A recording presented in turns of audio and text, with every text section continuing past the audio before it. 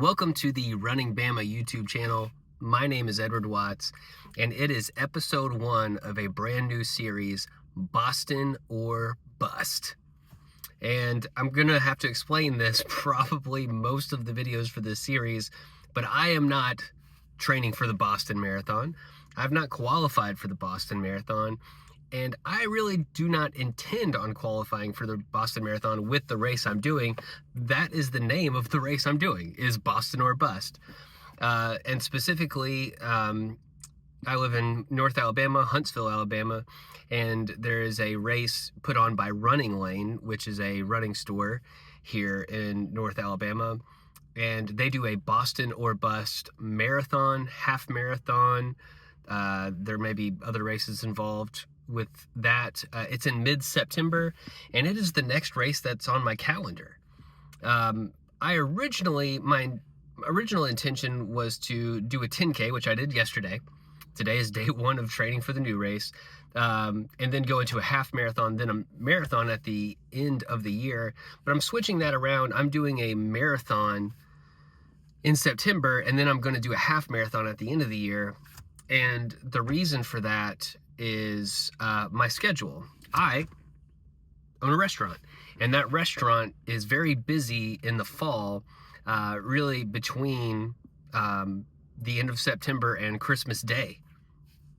Very busy. I do a lot of caterings and things like that. It takes a lot of my time that time of year. So Jeff Cunningham, who's a running coach and was on the Nick Bear podcast, he had a podcast that was like the 5 pillars of distance running and distance running training, specifically like marathon training. And in one of those pillars, or in that podcast, he talked about how you should really plan your races around your life. You're not going to take running, if you're an amateur like me, and like most of you are, if you're watching this, running is not the priority in your life. You know, I've got wife, kids, job.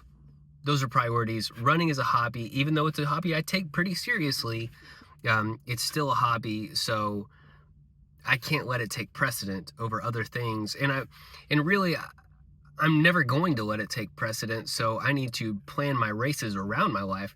So I have more time in the summer. My schedule is more flexible, and I have more time to train. Even though it's hotter outside, I can still train more. I can take this more seriously. So I'm going for a marathon at the end of the summer, really in mid-September.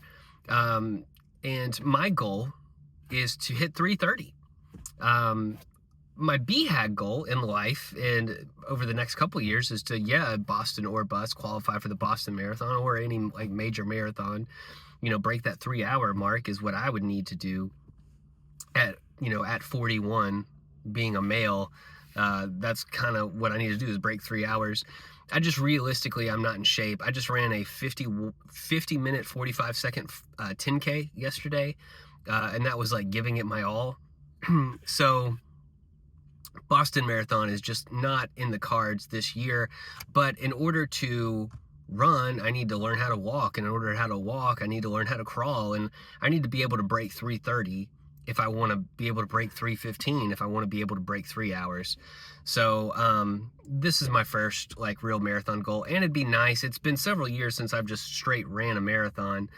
I've done ultra running and things like that, but just dedicating myself completely to a marathon is something I've not done. So I am 16 weeks out from the race today, and I'm starting a new running plan. I'm using a coach and not a person, but I'm using the Runna app, which is like Strava's running plan. I'm trying this out. I've heard mixed reviews about it, but I've never used a training plan. I've always been in charge of my own training, and I've always winged it. I've always been winging it, so I want to try this out with the Runna app. So the first thing I noticed about this app, because today is day 1, and today's Tuesday, the first day of training is like 3.75 miles easy. If I was in charge of my own training, I would be doing 5 miles and I would be doing it easy. But this Runna app has a lot of like suggestions and advice in it.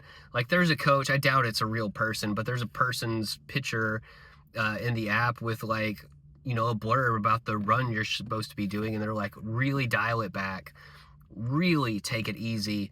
And I took that advice this morning when I was doing my 3.7 miles on the treadmill. I kept like hitting that down button to like get my heart rate under control to make it an easy run. And I don't think I would have done that. I tend to get on the treadmill and hit like one button, and that's how I do an easy run on the treadmill. But I'm trying to hold myself accountable. I'm trying to do this well. So anyways, that's where I am at. Welcome to the Running Bama YouTube channel. I will see y'all a little bit later in the week.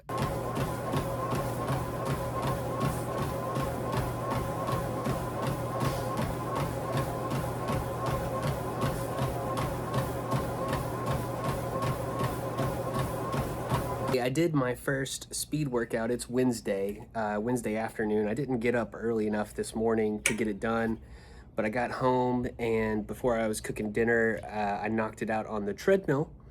Runna, the app, had me doing 3 1K repeats with a 2K warm-up and a 1K cool down.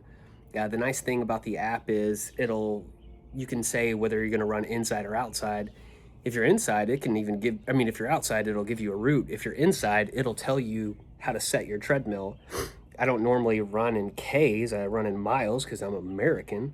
But I was able to set the treadmill to Ks. I didn't really look at my watch the whole time. I was just looking at what the treadmill was saying to do. So it's pretty simple. The workout went really well. It was very short. I'll have another speed workout later on in the week on Friday. That's not going to be quite as intense. And then I was supposed to do a strength workout today, but I ended up spending a lot of time on the phone with Google Fiber or G Fiber.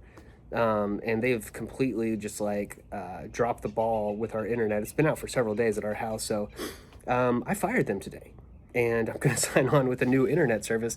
Today's Wednesday. Our internet's been out since last Friday. And every single time I get on the phone with them, I have to give my whole backstory. And it's got so annoying where I was like, I bet I could get somebody else here to install internet before y'all fix this at this point. So that's what I did. Gotta have internet. And anyway, so I didn't really have time to do the strength workout. I think I'm going to push that to Saturday morning because Saturday is supposed to be my rest day. And this workout, I looked at it, it's not super intense, so maybe it'll be, and I don't have a super long run either on Sunday. It's just 8.5 miles, so maybe Saturday morning will be a good opportunity. I know I'll have time to do that strength workout, so I'll check back in with y'all. But it's going good so far. Good morning, Ed. It's Thursday morning. The app, and that's what I'm going to refer to as my running coach app, has me running a 5-mile easy run. So I'm knocking these out. And my thought for today is I need a heart rate monitor, because looking at my heart rate zones after the fact, they're just all over the place. And compared to my pace zones, and I use a Garmin watch. It's a great watch. I love it. Battery life on this thing is fantastic. I have the Instinct. However, the heart rate monitor, it uses the light. It's just very inaccurate. It's hard to tell what a real easy run is and a hard run is for me. So if I had could get one piece of equipment that would help me the most, it would be a heart rate monitor. I know they make them for your arm. Maybe it's a little bit more comfortable than the ones for your chest, but I'm gonna look into that.